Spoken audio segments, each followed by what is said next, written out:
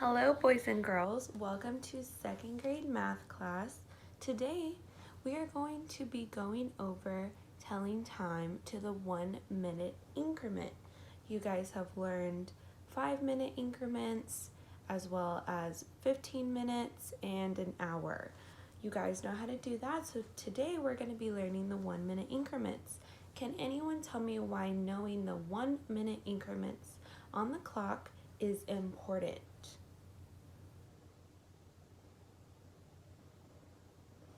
Good job. That's a very good example. If you listen here, Liliana said that it's important because if she didn't know the 1 minute increments, we wouldn't be able to tell the exact time. If we didn't know the 1 minute increments, we would be late to a lot of our daily life events.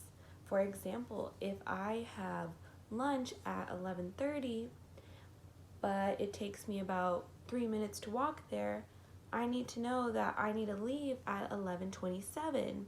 So if I didn't know the 1 minute increments, I would leave late. And I would be late to my daily events every day, all day.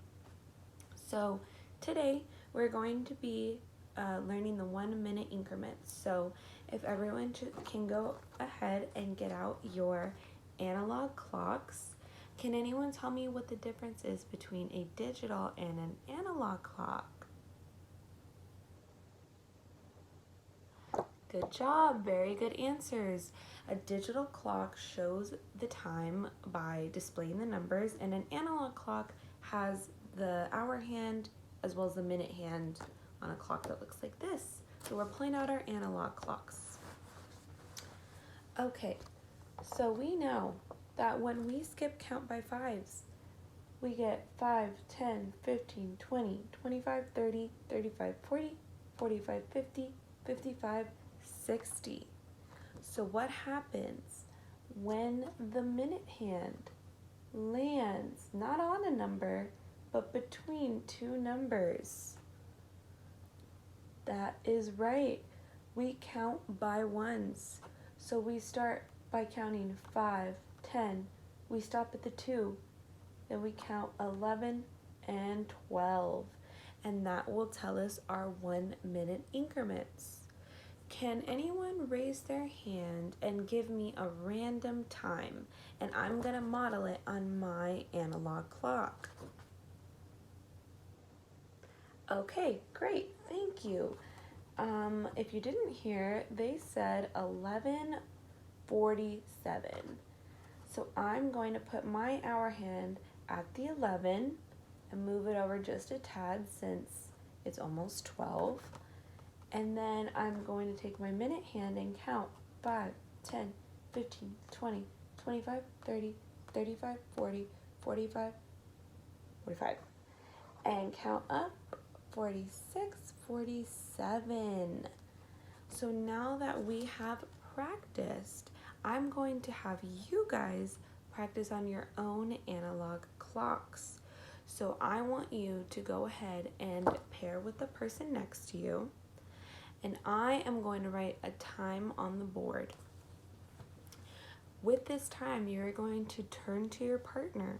You're going to discuss it. You're going to talk about it. Is it a 1 minute increment? Is it a 5 minute, a 15? I could give you any of them. And I want you to discuss with your partner what it is exactly, and then I want you to practice by showing me on your analog clock. While you're doing this, I'm going to be walking around the classroom. Afterwards, I will be calling on you by picking a popsicle stick, and you will show me your analog clocks.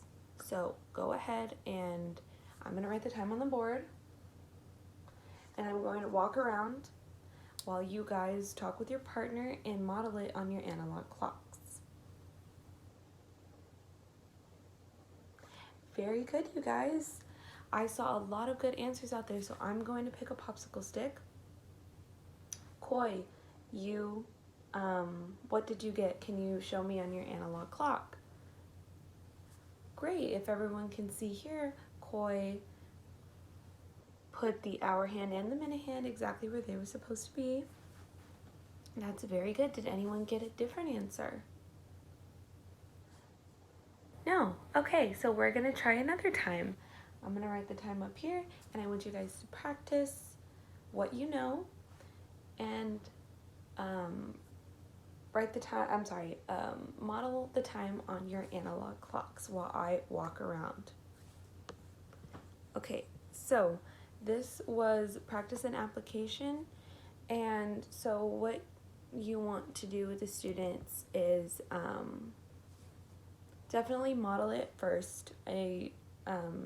Model the lesson and model what they're exactly going to be doing, and then using the manipulatives is definitely a good way, especially for English language learners, because they know the numbers. They may not understand all the words, but because I'm showing them and I'm modeling it, it's a lot easier for them to understand. You can use to modify for different grade levels. Obviously, in older grade levels, use different manipulatives for different lessons. Just kind of see where their level is at, and then go from there. And then for emergent bilinguals, definitely maybe do a little bit more practice. The wait time is definitely a big thing, but a lot of practice, especially with things like telling time, can really help the ELLs to grasp the information and apply it.